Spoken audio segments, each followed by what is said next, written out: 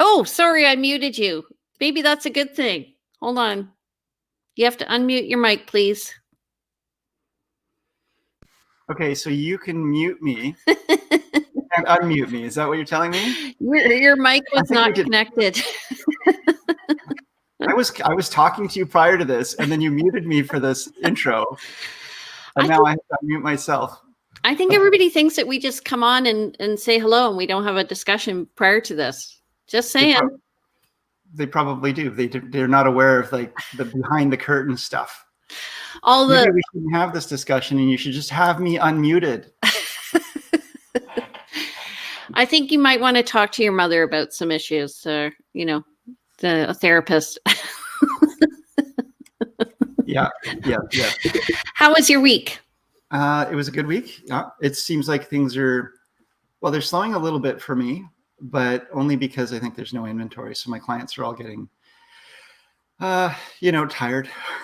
There's not much to look at. Okay, well, we're going to do a summary of what's going on with the market this past month. We're going to compare it to last year.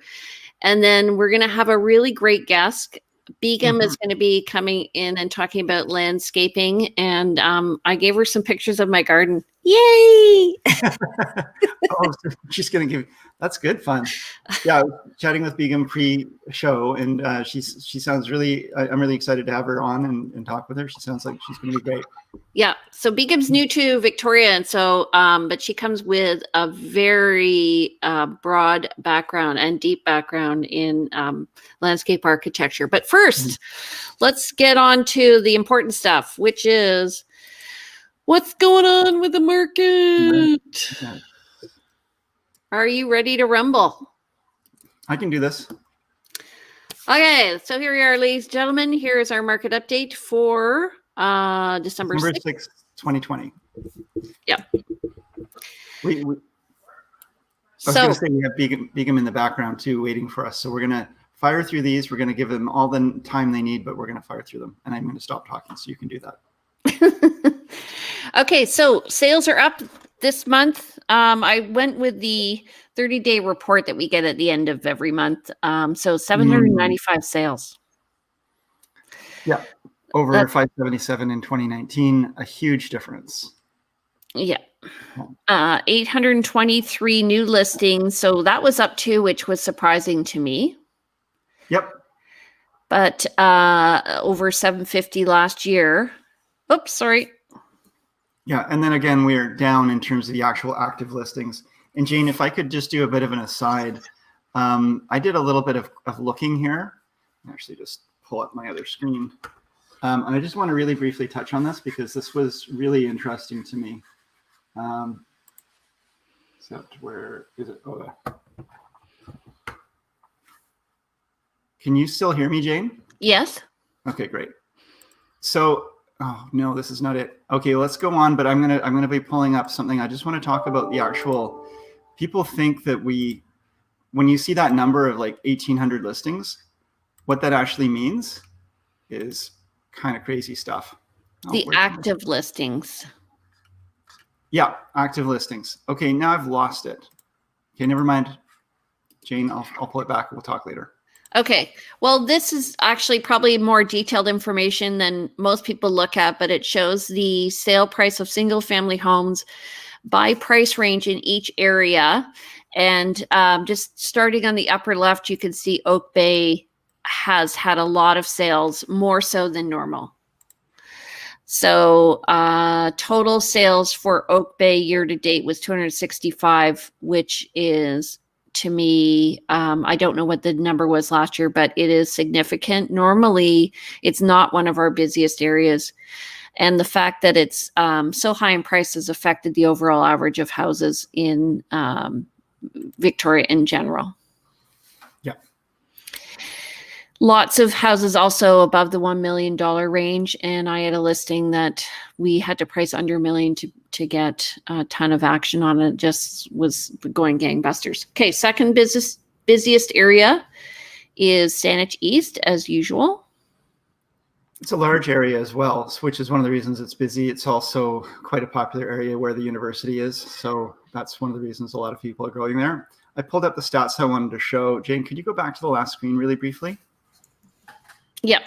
So when you see 1,800 active listings, that's in Greater Victoria Real Estate Board, which includes Souk and Cobble Hill, and Souk includes Port Renfrew and so forth. So 1,800 listings across the board may look like, oh, there's still a fair bit of inventory that's, down from last year, but it's still a lot. But when you actually look at so when I do a search for actual listings in the core, and when I say the core, I'm talking about not including the Saanich Peninsula, not including the West Shore. And when I look at the number of active listings currently on market, let me just pull that back here.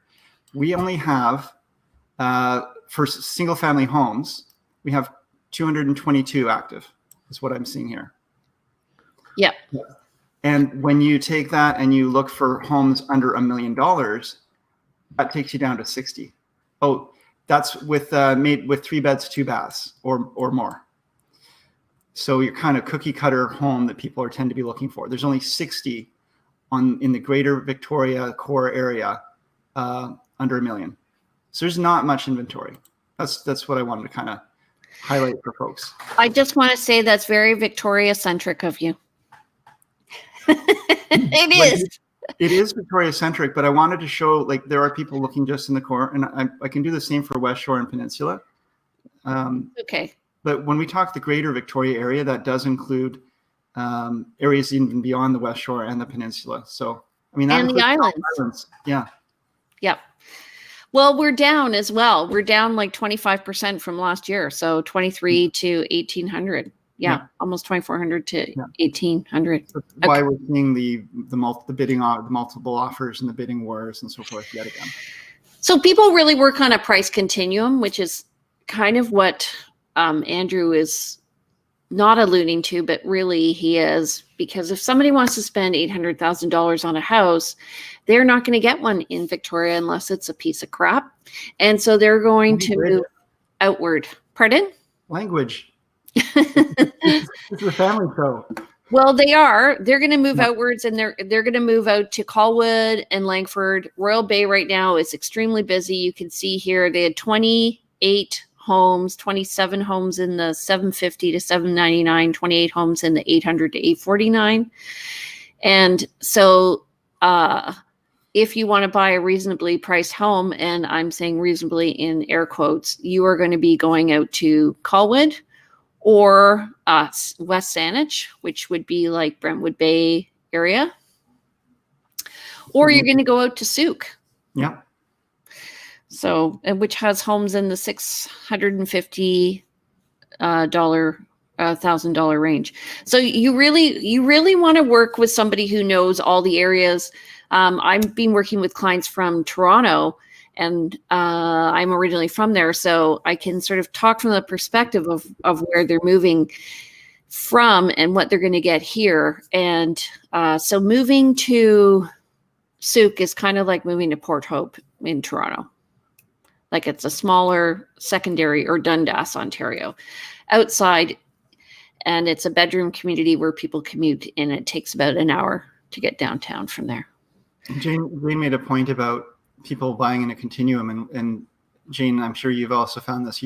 People will approach you and say, do you work in X area? That's where I'd like to live, and do you have experience there? And we have experience all over Greater Victoria, generally speaking, but we have our areas of more specialty. But the fact is, if someone is searching within a price continuum and they have limited funds, it may be that you start looking in one area and you end up in another area. Whether that's starting, I've definitely worked with folks who, have initially the thought that they could live in Greater Victoria, only to find that no, they really can only afford a home in Souk or up in Mill Bay or Cobble Hill or some such thing. So. Yeah. And if you look at you can see the angle of the pricing from the top left to the bottom right, you can see that is the continuum. So the pricing, if somebody says to me, I want to spend $800,000, I'm going to ask them, what lifestyle do you want? And then we're going to slot you into where you fit. So I could help you find a home in Saanich East, but it's going to be a significantly different home than you're going to get in Colwood or Langford. For Colwood the or price Langford, point. it's going to Yeah. be a newer construction, right? Yeah. Yeah. For the same price point. Yes. Okay. So this just shows the rhythm of real estate. And normally we peak in May. We need like a beat to come on with this for the rhythm of real estate. Yeah, not that beat. Okay, so what we're seeing here is actually, it's been really interesting because the number of sales over the last 4 months has been steady, like almost exactly the same number of sales. Whereas the number of listings has been slowly going down as we get towards November, December. And it doesn't show a stat for November there, but it's showing that the graph is going down on the far right. So that's based on a projection, I guess, that they have? I think so. Yes. Well, it shows a half of, you can see it. It's just over 800. We're still higher than normal. So Absolutely. yeah, normal sales at this time of year were usually in a regular market around 450. And then last year, they were around 600. So we're over 800. Mm-hmm. Mm-hmm. Okay. Yeah. So the point of this graph is it shows you this line is the number of sales, whereas the bars show you the number of listings. So your list to sale ratio is quite good right now, and it's getting to be 1-to-1. Total active listings is going down. So that's not surprising to me because of the time of year. Although, again, if you look at the past bumps and rhythms in that, you can see we're much lower than we have been in the last couple of years. Yeah, and the whole year literally shifted, don't you find? Like 2 months. Yeah, because of COVID, for sure. Everything was just put off for a few months at the beginning of the year, shifted back. So, and the result is because people have been looking for homes, and those who have had jobs have been able to afford to still buy a home during COVID. And so they have been moving into single family homes, and the average price has gone up. Keep in mind, this is average, so it's affected by those high-end sales in Oak Bay and Saanich. Yeah.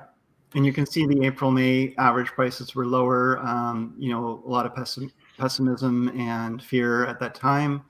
But if you look at the arc, take out that little drop in April and May, and you look at the general arc of pricing, sort of draw a line from the beginning of that launch in 2019, August, September, October, November, and you can almost project that on out, and you can see that we kind of end up where we are in November. Yeah, over 1 million. Yeah. So I just wanted to compare also to condos and townhomes. And what's interesting to me is condos have remained steady. They really took a hit, 15% hit in the spring. And they've recovered slightly, but I would say over time, if you look at this back in 20 years, it's going to look like a flat line. Whereas townhomes went down and then they've gone up. And I think that there's been a move towards townhomes for the yards and the fact the space is vertical. So people have space. What do you think? Well, it's interesting because prices for condos, I guess there's no headline above that says condos, but that's the top line is condos. My impression is that condos are starting to gain attention. So I think we're going to see, maybe it will stay steady, but that little drop in November is probably going to be corrected for the spring. It's going to be going back up, as is everything else. But yes, absolutely, people are really all about having a little bit of space and maybe a little bit of yard. Yeah. So this is the home price index. So you were talking about the core region. Yeah. And I like this map because it shows an increase in different areas of the city. This is based on a kind of an ideal home in each area. So you can see the biggest growth has been in Esquimalt and Vic West. 8.9% in Esquimalt and Vic West at 9% growth. Those are the areas that have had the most room for growth as well. They tend to sort of follow, again, it's that chocolate fountain analogy that I'd like to use, where, the other areas have sort of filled up, and then it starts to, and the others have been kind of empty, and then it starts to fill them once it reaches saturation. And also, I mean, I'm not originally from Victoria, and so historically, I don't have any prejudice against Vic West and Esquimalt, but it kind of got the bum rap for a long time.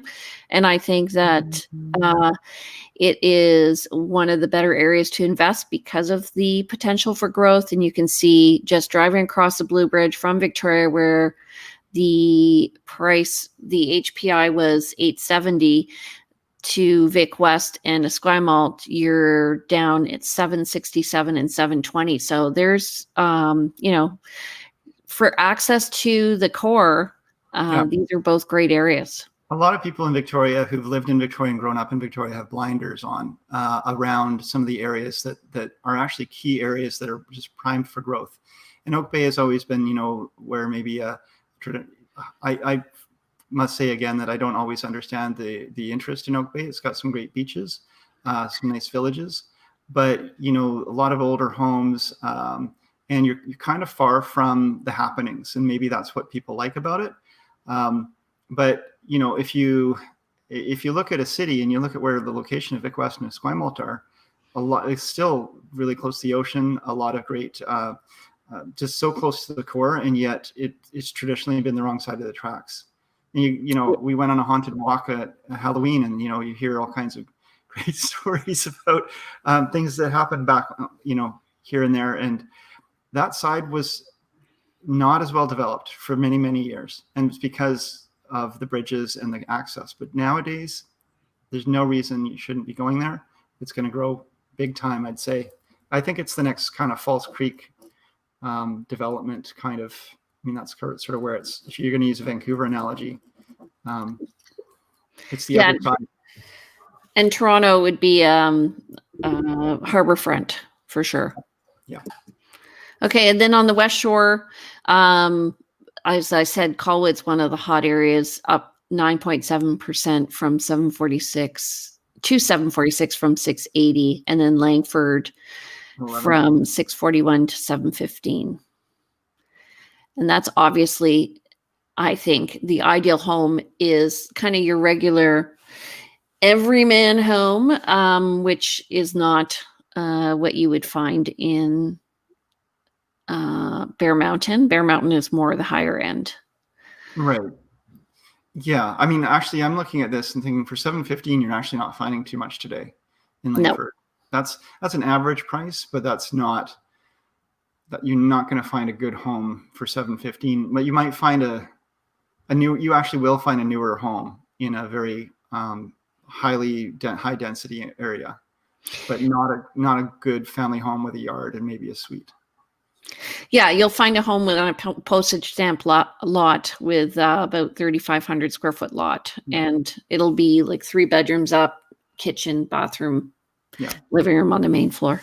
Yeah. But Zook has done well. So they've gone from 536 up to 624 for their benchmark price. And the Highlands has done awesome from 868 to 923, up 6.3%. Yeah, a lot of acreages in the Highlands, a lot of larger properties. A little bit harder access in and out of there, but it's really centrally located for Victoria. Oops. And Metchosin has also done very well, from 937 to 986, up 5.2%. I could tell you the sweet spot in Metchosin is just over 900. Mm-hmm. So if you want to sell quickly, just I would list just under that. Okay, and then finally is a peninsula. The HPI is showing us, that's a home price index, that Sydney has done well, 9.6%. From 659 last year to 723. Mm-hmm. And that's a similar number to what we saw in Colwood Langford in terms of average pricing, which is, and Sydney's a wonderful place to live in, a great retirement community. There's a lot of condos there, which might be bringing that pricing down in the core of Sydney, but there's also a lot of great single family homes.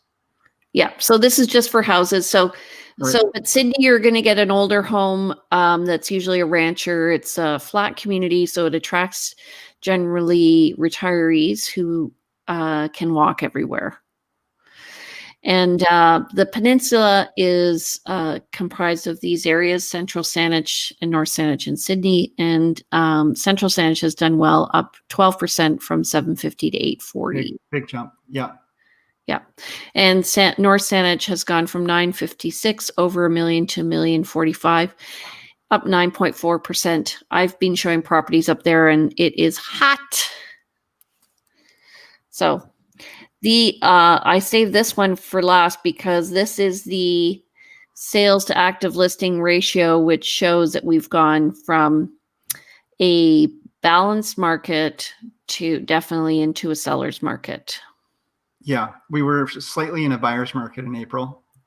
And then that just disappeared and evaporated. And now we're really strongly in a seller's market. Yeah. So this just tells you what your percentage chance. Everyone thinks that when a for sale sign goes up that the house sells. Well, it doesn't. And likely that's why realtors ask for the commission they do, because we pay for all the marketing and we get paid on a contingency basis. A lot of people don't understand that. Yeah, I mean, everybody can create. It's interesting because everybody can create their own. You've muted, Andrew. I guess I didn't want to hear myself. You know, if we're paid based on risk and reward. So if we take on the risk of listing a home for sale and it doesn't sell within the contracted period, there's the risk it will go to another agent. There's a risk that the seller will change their minds, not have it for sale. And we've put a lot of time, energy, and money into the marketing. So if someone was willing to pay you upfront for that risk, then there's maybe discussion to be had. And I think our industry is always open to those things, but for the most part, we work based on risk versus reward. Yeah, exactly. Okay, so next up is Begüm. So Begüm comes from Turkey. She moved to Victoria just less than 2 years ago.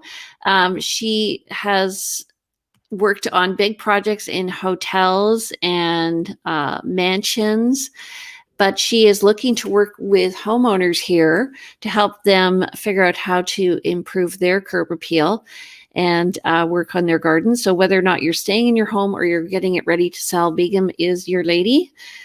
Let me just bring her in here. Hello. Hi. Hi. How are you? Great. So nice to hear you. Actually, what a wonderful information you shared with us. It was amazing. Thank you. So, well, I interviewed Begüm in the spring and we were talking about curb appeal then. And since then, you've been working more so in Victoria. How's that going?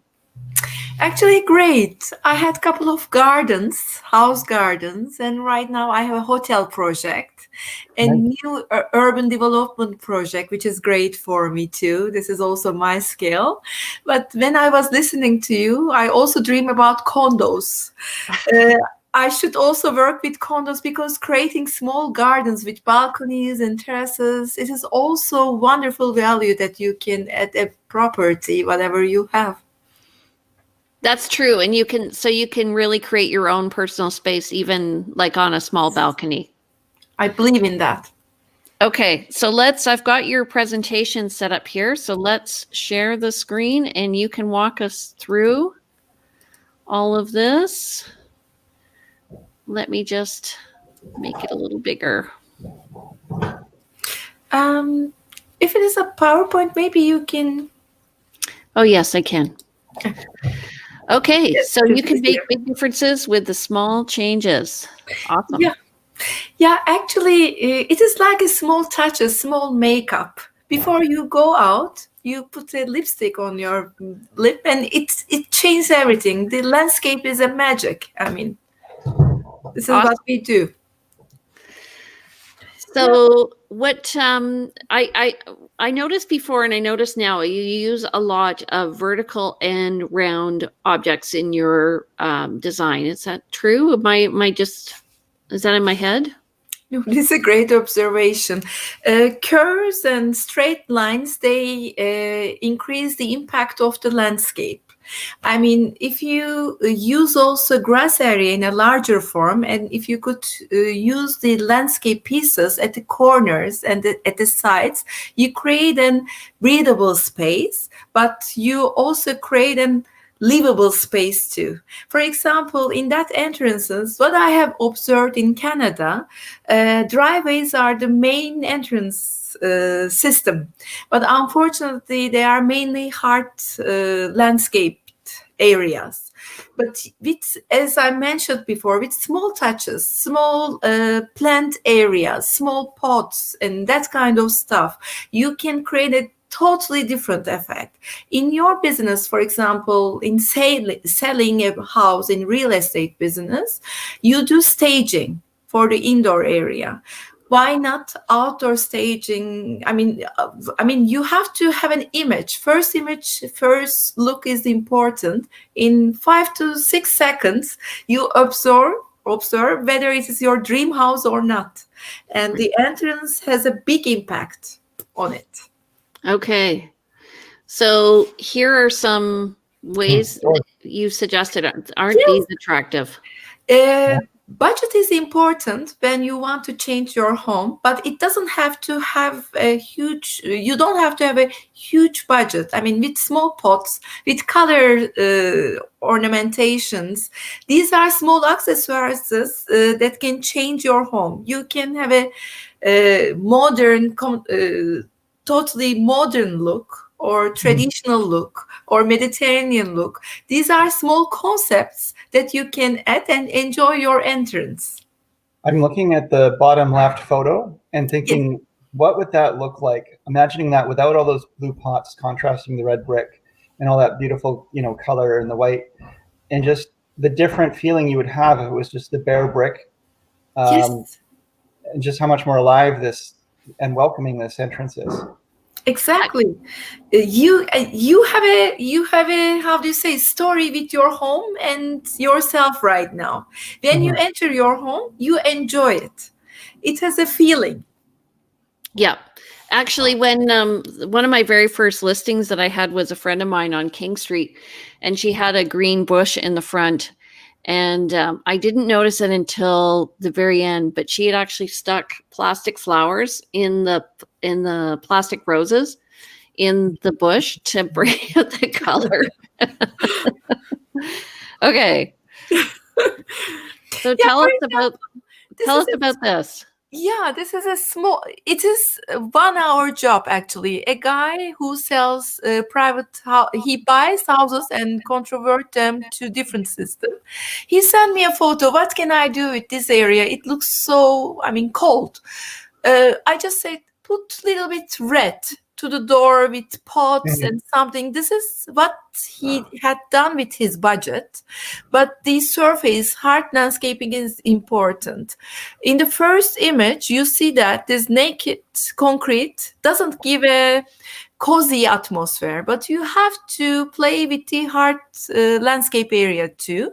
But whatever you use, for example, on the left-hand side, you see the naked concrete with the columns, which gives a really like a left house. But on the third photo, you see this anthracite dark image with the same concrete. We haven't changed so much, but it gives a really friendly effect. And a sitting area, yes, you have right now you have a story. You can have your coffees with your friend and sit there, but otherwise you would just pass there, and you wouldn't dream something special about this area. Would you recommend putting a bigger kind of woven carpet or something in that area as well?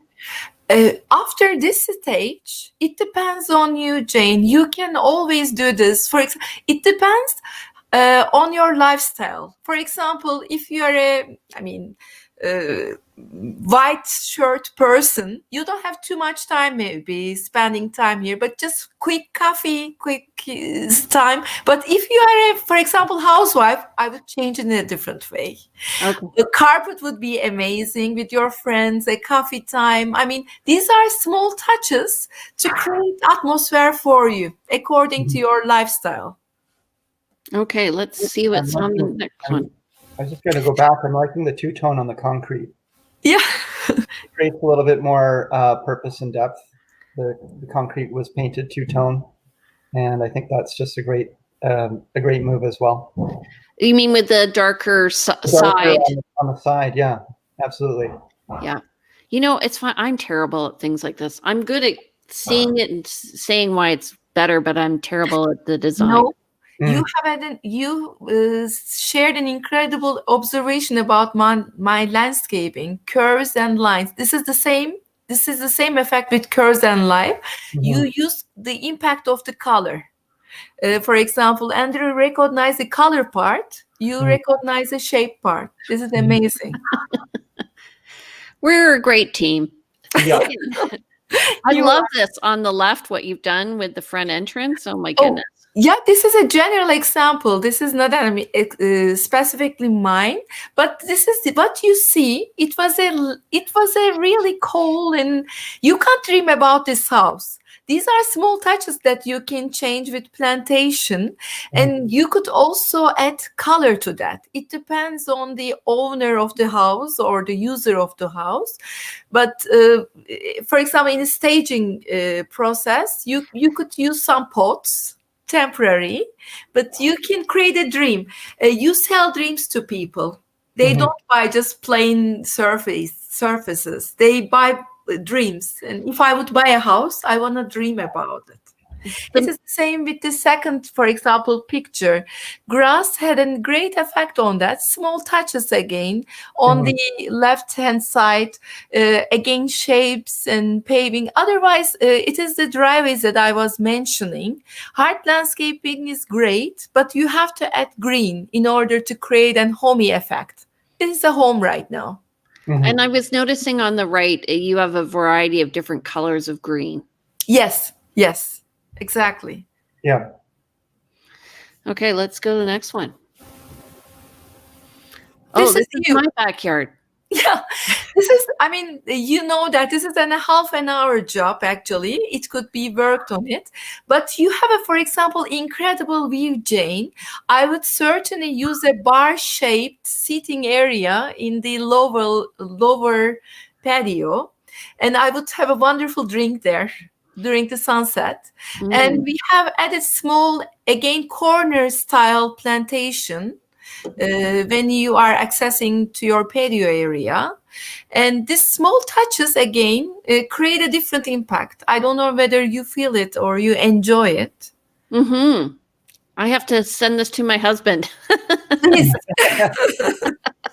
I love the patio idea or the seating area. I never thought of that.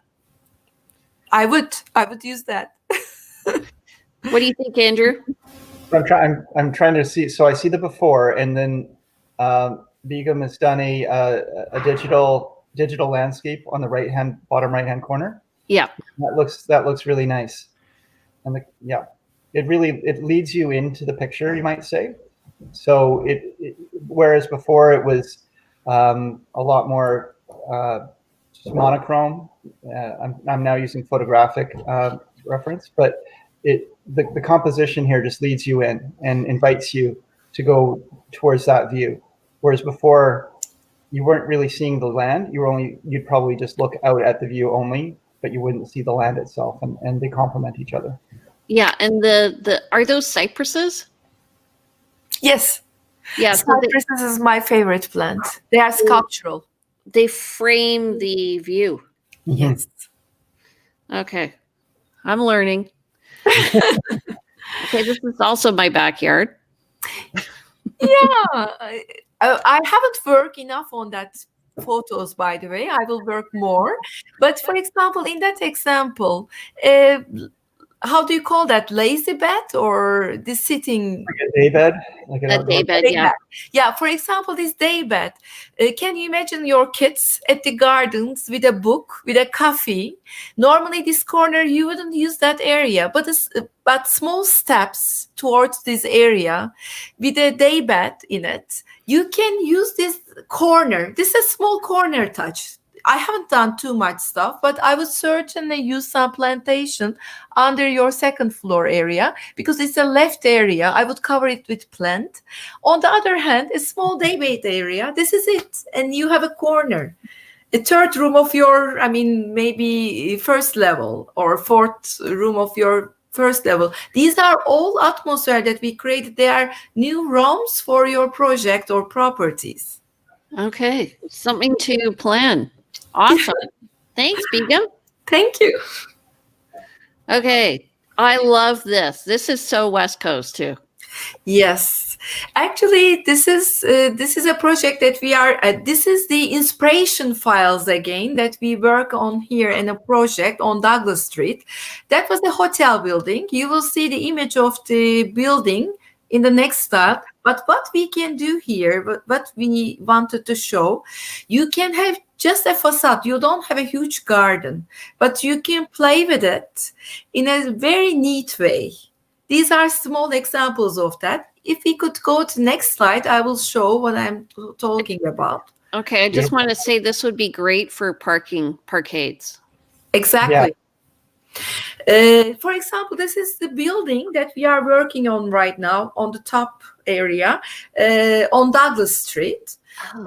We said that before entering the coding, what we can do, we can attach some plantation to this building and little bit light, diffuse lighting. And with this, again, I will say makeup, we can create a different impact on the building right now because it will be a welcoming building.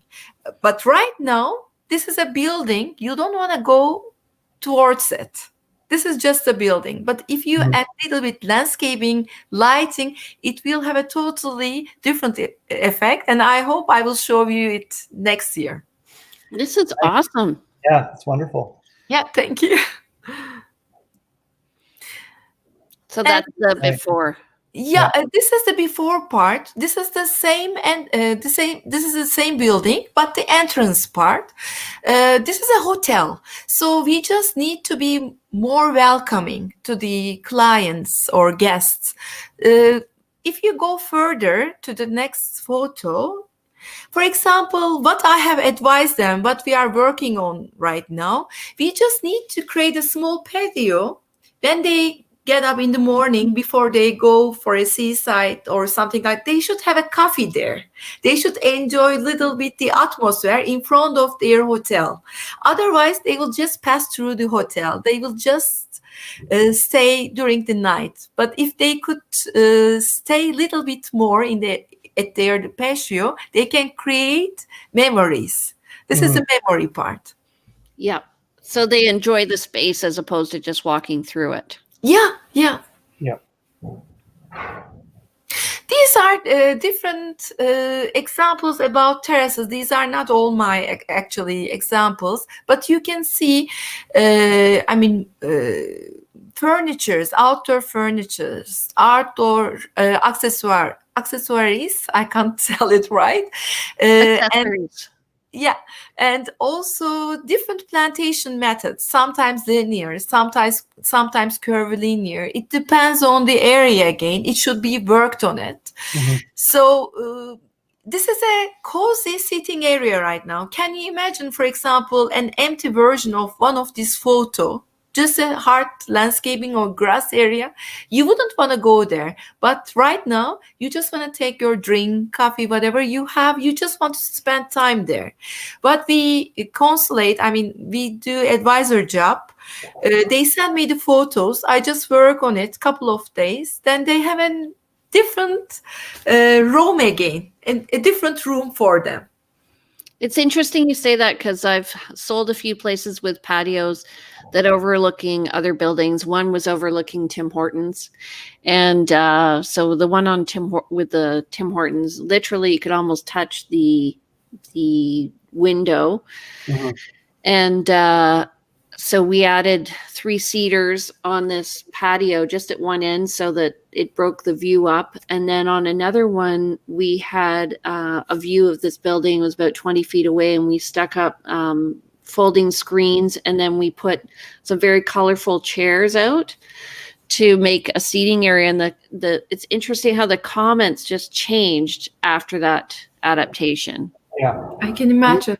When you think about a home with a certain number of square feet and a certain number of bedrooms and bathrooms, and the cost of doing an addition to that home, of adding another room, for example, physically getting in the contractors and doing the construction of that, versus building a space using the furniture and the plantings, the outdoor space, you can add value to your home. You can add value in terms of monetary value as well as use value without the same kind of expense. By doing what you're doing here, Begüm. It's amazing. Yeah. Exactly. The person that I work with at Vancouver, he told me that I wish I knew you 10 years before, because minimum 10% increase we could achieve with these small touches. It is true, actually. Small touches make huge differences. There's a condo for sale on Fitzgard, or it was for sale, and it looked at a concrete wall, like exactly what we're seeing in the lower right. And I thought, when I looked at it after our spring session, I thought if they had put a mural on it, even, Yes, they didn't have to put anything living, but if they'd put a mural on it, it would have totally changed the whole outlook of that condo. And as like, nobody bought the condo because it's just a wall, but look at the difference, the softness on the lower right there. It's awesome.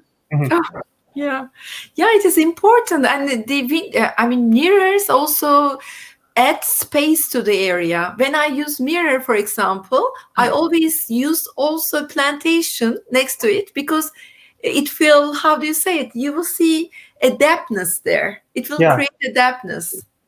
Can we go back one? Because I wanted, speaking of mirrors, I just want to comment on an observation I had. Oh, go back 2, please.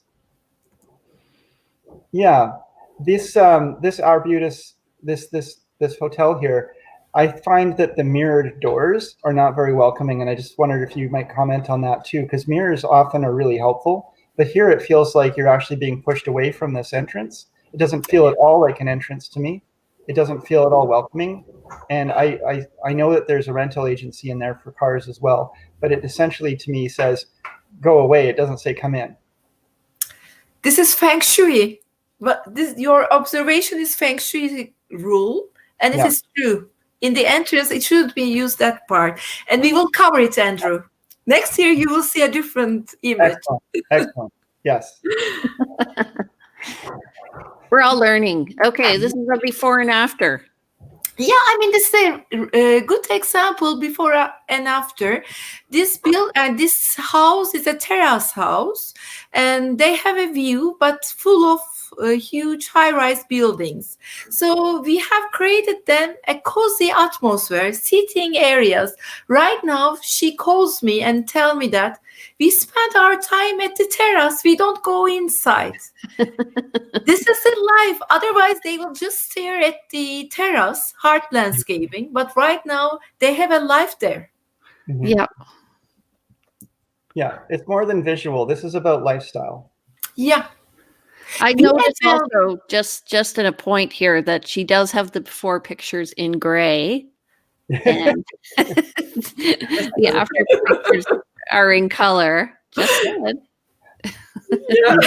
Even you look at this gray photo on the left, and it would have been gray anyway. Just concrete. I love it though, and I love the use of the wood because it warms it up, and then the contrast of the green. And this area is before furniture photo, actually, but you can put some pillows, candles, lighting instrument. You can create different atmosphere according to your lifestyle. We add value, then you live whatever you want. Everybody in downtown Victoria should be watching this. I hope. I want to really change the lives. This is for example, this is an example. There's a wonderful potential here. there's a sea. But before we advise this, how do you call this? Doc? Duck. Actually, before that, they couldn't enjoy the sea. It was just a picture of or a frame. But right now they can sit at the stairs. They can touch the water. When the water is higher, they can feel it. And with small pots, it's a different. I mean, it is we lengthened the garden. The garden is also there. Otherwise, it was a area just left and not in use. Yeah. Okay. Yeah, for example, this is a small playground area for the kids. We use some pots for the small, strawberry pots, herbs pots. These are aesthetically nice, but on the other hand, you utilize your landscape. So kids can touch their gardens. They have a separate area, but they have also separate house that they can play with. It was a left area, and it is not a so large area, but we used the effect of plantation. We hide the background, the wall, so it feels like there is a longer area there or larger area there, and the kids love that little corner. They played with it. I mean, I love seeing the also result. If the family can enjoy the area, this is my gain actually. Yeah. So you use the green to extend the grass almost. Yes. Right. Yeah. Okay. Again, we used here the effect of cypress trees. I call them Cupressus sempervirens in Latin form. Actually, this area was, with chaiselongs, with longer sculpture effect, I reduced first of all the impact of the building. I emphasized the garden with these taller trees, and I also used their vertical impact on it. In the during the nighttime or evening with lighting, you don't feel the building. You just feel magical atmosphere. To have a glass of wine there with the effect of the water. On the left-hand side, there was a really tiny area. It was quite a small area, but it is at the front of the living. It was front of the bedroom. So I thought that maybe a small area with water features, impact of the voice of the water, and also the combination with the colors. When you get up in the morning, you see something nice. Otherwise, you would just see a plain gray area. So we don't want to do that. Right. Okay. And this is you. Yeah, these are magazine press side of this terrace.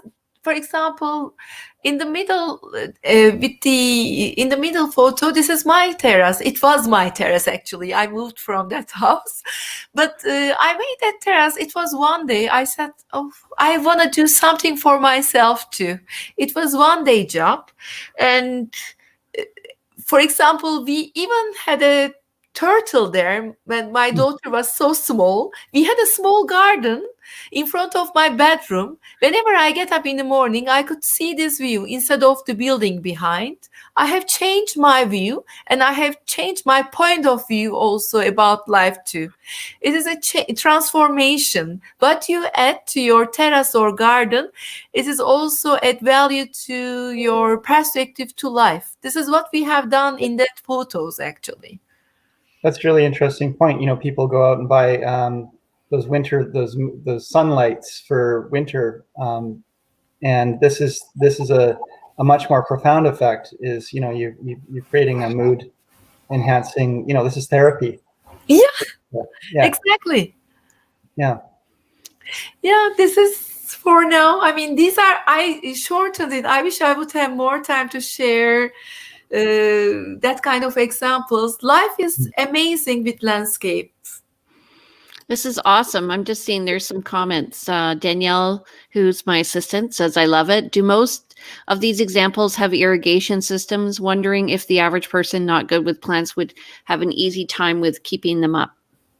Actually, I have irrigation system and I have installed it by myself. Normally I use people, because it is a wonderful question, because if you don't use irrigation system and if you have a busy life, then it will be left. So you can't keep the grass. Instead of grass, we use different plantation system. For example, the contour is an amazing system, especially for Victoria. It is a type of grass. You don't need to maintain it. It's an amazing system. And so some correct systems, you don't need to deal with maintenance. If you have to choose plantation type according to your lifestyle. Irrigation is valid. Infrastructure, drainage system is really important also. Infrastructure is more important than the plantation type, actually. Mm-hmm. I find here, like in the winter, it's rainy and cold. And then in the summer, it's very dry. So our grass just dies off. Plus, we have a dog who really affects. Like if I did my garden, I would have to somehow make a barrier so the dog wouldn't go in and dig through all the gardens. So It sounds like Begüm, you can really work with someone's lifestyle and you help to enhance it. So whatever the lifestyle is, you would be asking questions like, do you have a dog? And, you know, do you like to take care of your plants? And does it bring you joy to take a watering can out or the hose, or would you like, you know, or are you always at work and you just want to come home and enjoy? Exactly. Yeah. Sometimes you create the atmospheres, but you can't. They can't use it. Mm-hmm. So there is no mean. For example, right now I have projects in Turkey, right now also in Morocco, different countries. Before I start with the project, I always get a brief. Mm-hmm. What do you want from me? Then I add my professional opinion to that. I combine these two systems together. Then I introduce them a new lifestyle with my experiences. It is important. I can't just create my dreams. This is not fair. If I would do that, I should always be aligned with their lifestyles. That's great. I was going to ask you about your process. If someone was to call you and what process you walk through, and it sounds like you just answered that. yeah, awesome. So if you guys want to get in touch with Begüm, how do you say your last name? Eryılmaz. Eryılmaz. Yes. So you can reach her at begmtasarim.com, and you can email her at info@begmtasarim.com for those of you who are listening via audio. And do you have a number for people to reach you? Yes, 236-882-3051. Okay, awesome. All right, you guys, thank you so much for coming, Begüm. I really like that presentation. That was great. Thank you so much. Thank you for having me. It was amazing. I'm going to be talking to my husband. I'll let you know what he says, okay? Yeah. I'm looking forward to that. Okay, have a good week. Bye, Begüm. Bye, everybody. All right, so Andrew. Yeah, that's exciting stuff. I'm gonna want to talk about patios and such over here. What would you like to talk about next week? We had something lined up, did we not? Don't No, we? no. Oh, used up all of our lineup stuff. Okay. Holidays, selling over the holidays. How's that? Okay, or how about things to see and do during the holidays? That too. All of it. Okay, awesome. So okay, next week we're going to be talking about Christmas or holiday season in Victoria. Okay. Awesome. Okay. Take care, everybody. Have a great week. I'm Jane Johnston with the Bar Hill Group at Remax Mosen, and this is Andrew Plank with the Andrew Plank Group at Royal LePage. Yeah, we are the presenters of He Said, She Said, They Said. A real conversation in real estate. Right. So if you have any questions, give us a call. If you want to reach Andrew, you can reach him at 250-360-6106 or email me at info@andrewplank.com. And if you want to reach me, you can reach me at Jane Johnston at the Briar Hill Group, briarhillgroup@gmail.com. My number is 250-744-0775. Take care, everybody. Have an awesome week. Yes. Bye-bye.